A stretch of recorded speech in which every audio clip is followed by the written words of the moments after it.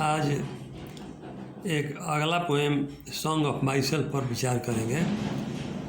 इसके लेखक हैं वाल्ट व्हिटमैन साहब। इंट्रोडक्शन पर भी बाद में विचार किया जाएगा, पहले हम पोएम को देखते चलें।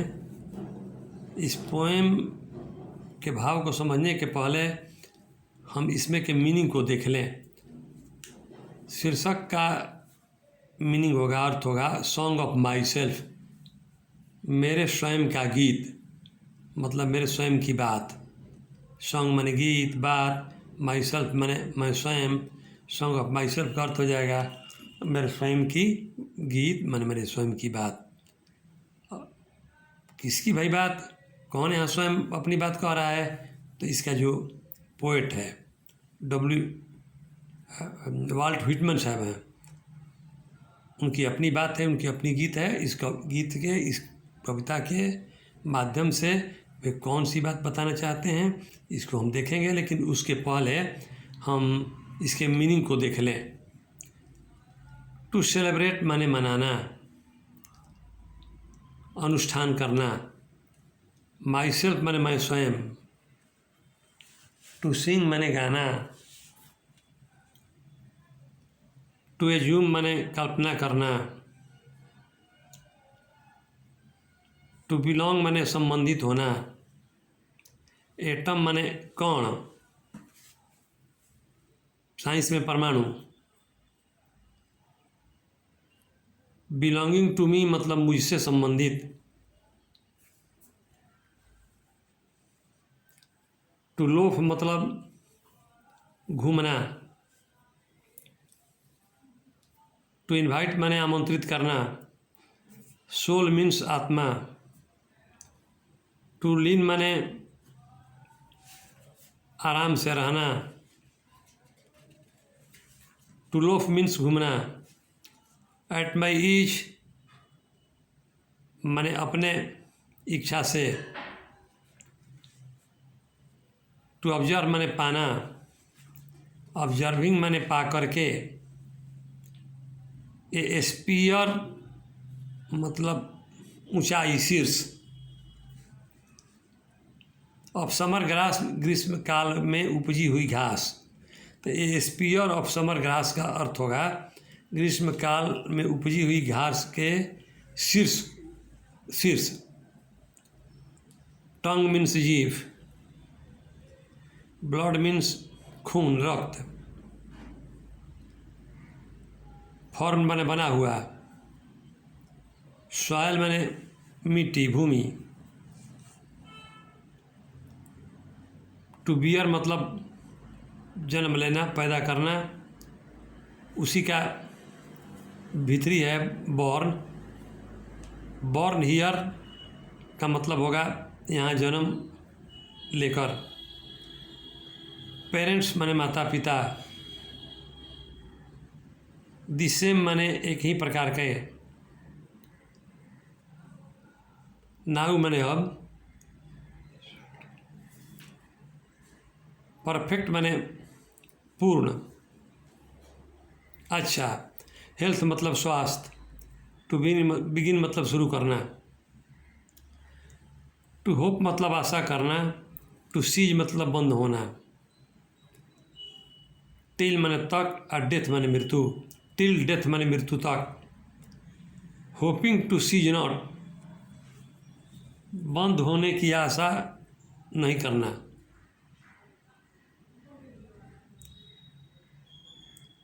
क्रीड माने धर्म में विश्वास। स्कूल माने धर्म। इन अबेंस माने दुविधा में, संकट में। टू रिटायर माने पीछे लौट जाना। रिटायरिंग माने लौट करके। बैक माने पीछे। तो रिटायरिंग बैक माने पीछे लौट करके। ए व्हाइल माने थोड़ी देर। रिटायरिंग बैक ए व्हाइल का अर्थ होगा थोड़ी देर के लिए पीछे लौटकर। सफिस माने पर्याप्त। एट व्हाट दे आर जो वे हैं। नेवर माने कभी नहीं। फॉरगॉटन माने भूला हुआ। टू हार्बर माने विचार करना। फॉर गुड और बैड, अच्छे और बुरा के लिए, या अच्छे और बुरे का। टू परमिट माने अनुमति देना। टू स्पीक माने बोलने को, कहने को। हजार्ड माने संकट। एट एवरी हजार्ड माने प्रत्येक संकट में, हर दुख की स्थिति में। नेचर माने स्वभाव। विदाउट माने के बिना। चेक माने कंट्रोल, नियंत्रण। ओरिजिनल मीन्स वास्तविक। एनर्जी माने ताकत। ओरिजिनल एनर्जी माने वास्तविक ताकत। अब हम पोएम के भाव को थोड़ा सा समझें, तब इसके बाद लाइन बाई लाइन अर्थ को देखेंगे। यहाँ भी आप देखेंगे अपने टेक्स्ट बुक में एक बिल्ली का फोटो बनाया हुआ है और वो कोई किसी वाद्य यंत्र को, म्यूजिकल इंस्ट्रूमेंट को बजा रहा है, मतलब आनंद ले रहा है। यहाँ इस फोटो को बनाकर ये निर्देशित किया गया है कि इसी ढंग से आनंद पोएट लेता है और आदमी को लेना चाहिए। इससे थोड़ा सा संकेत मिला आपको। अब आप लाइन बाई लाइन देखेंगे। आई सेलिब्रेट माई सेल्फ का अर्थ होगा मैं स्वयं आनंद लेता हूँ, मैंने स्वयं सुख से रहता हूँ। एंड सिंग माई सेल्फ, और स्वयं गाता हूँ। मैं स्वयं अपने आनंद से रहता हूँ और स्वयं गाता हूँ, मतलब अपने कहता हूँ। एंड व्हाट आई एज्यूम, और जो मैं कल्पना करता हूँ। यहाँ पर व्हाट का अर्थ होगा जो। एंड व्हाट आई एज्यूम, और जो मैं कल्पना करता हूँ। यू शैल एज्यूम, आप लोग भी वही कल्पना करेंगे या करते हैं। For every atom belonging to me, for every atom belonging to me, क्योंकि प्रत्येक कण बिलोंगिंग टू मी, जो मुझसे संबंधित है। क्योंकि प्रत्येक कण जो मुझसे संबंधित है, एज गुड, उतना ही अच्छा है, बिलोंग्स टू यू, जो कण संबंधित है आपसे। कवि का कहना है कि प्रत्येक कण जो मुझसे संबंधित है वह उतना ही अच्छा है जितना आपसे संबंधित कण हैं। तो मैं जो कल्पना करता हूँ उसी ढंग की तो कल्पना आप भी करेंगे या आपको भी करना चाहिए, इसलिए कि हम और आप सबों की बनावट एक जैसी है। तो कभी का निर्देश इस तरफ है कि तो क्यों भाई आप दूसरी बात सोचते हैं, क्यों आप गलत करते हैं। आपको भी अच्छा करना चाहिए, आपको भी कल्याणकारी विचारों में विश्वास करना चाहिए। अगला लाइन है आई लोफ, मैं घूमता हूँ। लोफर शब्द आप सुने होंगे। क्या करते हैं समाज में कि लोफर है, तो लोफर का मतलब होता है बिना काम के घूमने वाले को। और टू लोफ का मतलब होगा घूमना फिरना, मतलब यहाँ भाव हुआ आनंद लेना। तो पोएट बोल रहा है कि आई लोफ, मैं आनंद लेता हूँ, घूमता हूँ। एंड इनवाइट, और आमंत्रित करता हूँ माई सोल, अपनी आत्मा को। मैं घूमता फिरता हूँ और अपनी आत्मा को आमंत्रित करता हूँ, मतलब मेरी आत्मा भी घूमती फिरती है, आनंद से रहती है। आई लीन, मैं आराम से रहता हूँ। टू लीन माने विश्राम करना होता है, आराम से रहना होता है। तो आई लीन एंड लोफ, मैं आराम से रहता हूँ और घूमता हूँ। एट माई ईज, अपनी स्वेच्छा से, मैं अपनी स्वेच्छा से घूमता फिरता हूँ और आराम से रहता हूँ। कैसे रहता हूँ आराम से, तो ऑब्जर्विंग, देख करके, पा करके, स्पी और ऊंचाई को, शीर्ष को, अब समर ग्रास, ग्रीष्म काल में उपजी हुई घास के। इस लाइन का अर्थ होगा कि मैं आराम से रहता हूँ और घूमता फिरता हूँ ग्रीष्म काल में उपजी हुई घास के ऊंचाई को पा करके, देख करके। लाइन का तो अर्थ ये हुआ, लेकिन इससे स्पष्ट नहीं होगा कि ग्रीष्म काल की घास की ऊंचाई का देखने का अर्थ यहाँ क्या होगा। यहाँ थोड़ा सा आप सोचेंगे, ज़रा बताइए तो कि ग्रीष्म काल में घास को सूख जाना चाहिए कि हरा रहना चाहिए। इसका जवाब होगा कि सूख जाना चाहिए। लेकिन यदि कोई घास ग्रीष्म काल में यदि उपजी हुई है, हरी भरी है, तो इसका मतलब है कि उस घास में जरूर कोई विशेषता है, तभी वो हरी है, नहीं तो उसके अनुकूल सीजन नहीं है। तो यहाँ ग्रीष्म काल के घास के शीर्ष बिंदु का अर्थ ये होगा, कवि का कहना ये होगा कि विषम परिस्थिति में घास के लिए समर अनुकूल नहीं है, प्रतिकूल है, और उसमें जो घास उपजती है, दिखाई पड़ती है, उसको देख करके स्वाभाविक है कि आदमी को खुशी होगी कि बाहर घास कैसी है कि ग्रीष्म काल में इसको सूख जाना चाहिए, इसमें भी हरी भरी और उपजी हुई है, कितना बढ़ी हुई है। उसी प्रकार से निर्देश करता है कवि यहाँ कि प्रतिकूल परिस्थिति में अनुकूल दिखने वाले लोगों को देखकर मैं खुश रहता हूँ। ये स्पीयर ऑफ समर ग्रास का भाव यहाँ ये होगा कि प्रतिकूल परिस्थिति में यानी समर में अनुकूल लोगों को देखकर, यानी कि प्रतिकूल परिस्थिति समर में घास के जैसे जो प्रतिकूल परिस्थिति में लोग उपजे हुए रहते हैं, यानी अच्छा करके दिखाते हैं, उन लोगों को देख करके मैं खुश रहता हूँ। मुझे लगता है कि ये बात आपको समझ में आ गई होगी। माई टंग, मेरी जीभ, every atom of my blood, मेरे रक्त का प्रत्येक कण, फॉर्म्ड बना है फ्रॉम दिस सॉयल, इसी मिट्टी से, दिस एयर, इसी हवा से। कवि क्या कहना है कि मेरी जीभ, मेरे रक्त का हर कण बना है इसी मिट्टी से और इसी हवा से। यहाँ पर दो ही चीज़ का नाम ले रहा है, जीभ का और रक्त के हर कण का। इसका मतलब हुआ कि मेरे शरीर का हर चीज़, मैंने मेरा पूरा शरीर, कितने शरीर के अंग का नाम लेगा, पैर, हाथ, गोड़, मुंह, बाल, नाक, कितना को गिनावे। इसलिए दो का नाम लेने का भाव हुआ कि संपूर्ण शरीर। इसका अर्थ होगा कि my tongue and every atom of my blood, मेरी जीभ और मेरे रक्त का हर कण, यानी कि मेरा पूरा शरीर फॉर्म्ड बना है, यहाँ पर इज छिपा हुआ है, इज फॉर्म छिपा है, बना है फ्रॉम दिस सॉयल, इस मिट्टी से, दिस एयर, इस हवा से। मतलब कि जहाँ कभी जन्मा है वहाँ की मिट्टी और वहाँ की हवा से कह रहा है कि यहीं की हवा मिट्टी से मेरा शरीर बना है, मैं बना हूँ। बॉर्न हियर ऑफ पेरेंट्स, जन्मा हूँ यहाँ माता पिता से। Born here from parents the same, जन्मे हैं हम लोग यहाँ एक ढंग के माता पिता से। एक ढंग के माता पिता से मतलब किसी के माता पिता पेड़ पौधे नहीं होते, सबके माता पिता आदमी ही होते हैं। तो इसका कहना है कि मैं भी किसी आदमी का ही औलाद हूँ और सभी लोग भी आदमी के ही औलाद हैं, मतलब हम लोग एक ढंग के माता पिता से जन्मे हैं। And their parents the same, और उन लोगों के माता पिता भी एक जैसे हैं। उन लोगों के माता पिता का मतलब माता पिता के माता पिता, माने हम लोगों के माता पिता के माता पिता, यानी कि सभी हम मानव की औलाद हैं, सभी एक जैसे हैं। तो कवि का फोकस इसी ओर है कि तो क्यों मैं अच्छा करता हूँ या कोई अच्छा करता है और कुछ लोग गलत काम में इन्वॉल्व होते हैं, सबको अच्छा काम करना चाहिए। कभी कह रहा है कि मैं नाउ अब 37 ईयर्स ओल्ड, मैं अब 37 वर्ष का हो चुका हूँ। इस पोएम को लिखते वक्त पोएट की उम्र 37 वर्ष होगी। तो कह रहा है कि मैं अब 37 वर्ष का हूँ, इन परफेक्ट हेल्थ, और पूर्ण स्वस्थ हूँ। अब बिगिन, शुरू करता हूँ। मैं अब 37 वर्ष का हूँ और पूर्ण स्वस्थ हूँ और मैं शुरू करता हूँ। क्या शुरू करता हूँ? होपिंग, आशा करना, टू सीज नॉट, कि बंद न हो जाऊँ, टिल डेथ, मृत्यु तक। मैं अब 37 वर्ष का हूँ और पूर्ण स्वस्थ हूँ और शुरू करता हूँ सोचना कि मैं, या सोचता हूँ कि मैं अपने मृत्यु के आने तक बदल न जाऊँ। लाइन करते ही हुआ, लेकिन इसके भाव कब समझिए कि मृत्यु के आने तक बदल जाने का अर्थ क्या होगा।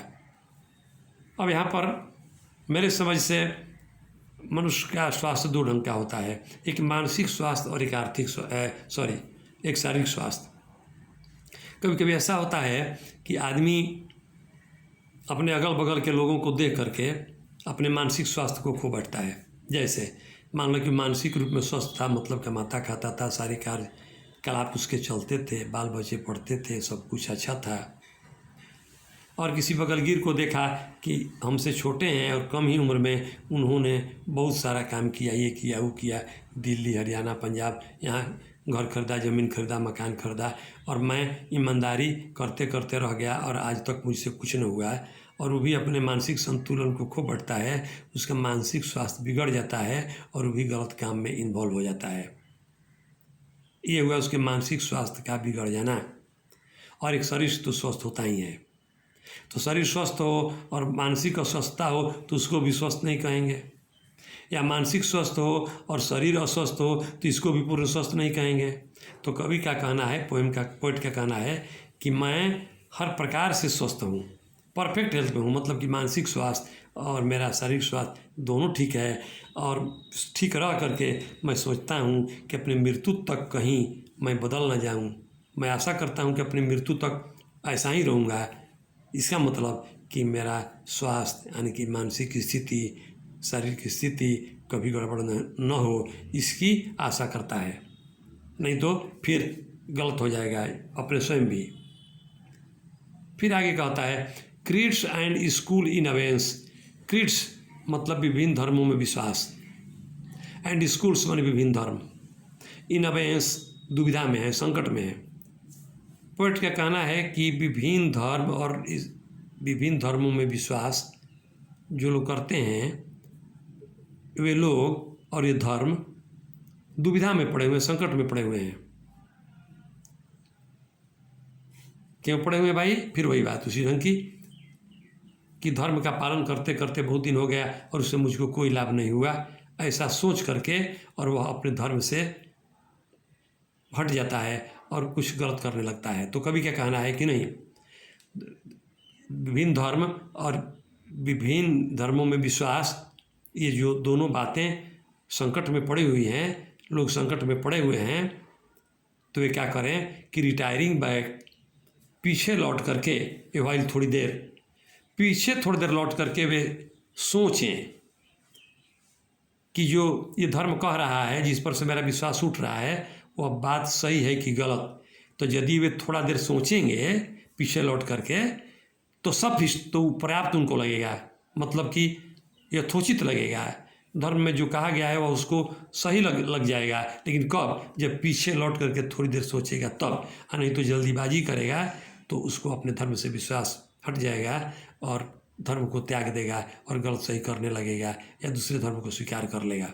इसलिए कवि का कहना है कि जब धर्म पर से विश्वास हटने लगे, धर्म संकट में आने की स्थिति में हो जाए, तो मनुष्य को थोड़ी देर पीछे लौट करके सोचना चाहिए। और जब वो सोचेगा तो वह पर्याप्त उसको लगेगा जो धर्म कह रहा है। इसलिए कि धर्म किसी अनाड़ी आदमी के बनाए हुए नहीं होते, वे सब टेस्टेड हैं। जो बातें उसमें कही गई है वे सही हैं, तो उसको पर्याप्त लगेगा।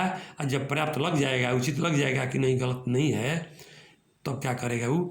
एट व्हाट दे आर, माने जो वे हैं, माने जो वे धर्मवा हैं, जो धर्मवा कहता है वह बतवा उसको सही लगेगा और तब फिर धर्म पर से नहीं हटेगा, उसका त्याग नहीं करेगा, उसमें विश्वास से रहेगा। बट नेवर फॉरगॉटेन, और कभी उसको नहीं भूलेगा, उसको उस पर से पूर्ण विश्वास हो जाएगा। जैसे यहाँ पर इस लाइन को और स्पष्ट करने के लिए मैं एक सामाजिक उदाहरण देना चाहूँगा। मेरा एक अपना अनुभव है कि एक व्यक्ति कहा करता था कभी कि हनुमानवा उठौले रहे पत्थर तो तुलसिया लिख देले बा पहाड़। समझने के लिए लाइन को बोल रहा हूँ, ज़रा सोचा जाए इस पर। उसका कहना ये कितना गलत था। उसने हनुमान जी को देखा था, लेकिन ऐसा शब्द उनके बारे में प्रयोग करता था कि हनुमानवा उठौले रहे पत्थर तो तुलसिया लिख देले बा पहाड़। तुलसीदास जी को तुलसिया कहना, हनुमान जी को हनुमानवा कहना, ये बात बतलाती है कि उसको अपने धर्म पर विश्वास नहीं था, तब वो ऐसा कहता था। यदि वह इस लाइन के अनुसार थोड़ा देर रुक करके सोचता कि जो मैं कहने जा रहा हूँ यह गलत है कि सही है, यानी कि हनुमान जी पहाड़ उठाए थे कि नहीं उठाए थे, तो उसको ज़रूर ये लगता कि पहाड़ उठाए होंगे। कैसे? तो सोचता कि मैंने हनुमान जी को देखा है। जब आप उसके दिमाग में आता कि नहीं, हनुमान जी की औकात कैसी थी, तो उसको ज़रूर लगता कि बहुत औकात वाले होंगे, बहुत शक्ति उनके पास होगी। किस अवधि में थे, तो उसको ज़रूर लगता कि वे द्वापर में थे। तो हमारा शास्त्र कहता है, वेद कहते हैं कि द्वापर में, त्रेता में मनुष्य की औकात कितनी बड़ी होती थी, ये समझने की चीज़ है। तो यदि रुक करके इतनी बात को सोचता तो उस हनुमान जी को गलत कहने की कोशिश नहीं करता, और जब उसको विश्वास हो जाता तो फिर जीवन भर हनुमान जी का वह आदर करता, कभी नहीं भूलता। ये पंक्ति आपको मदद करेगी। Retiring back to while sufficed at what they are, but never forgotten को समझने में। इस लाइन को आप याद रखिएगा, इस लाइन का अर्थ समझते समय।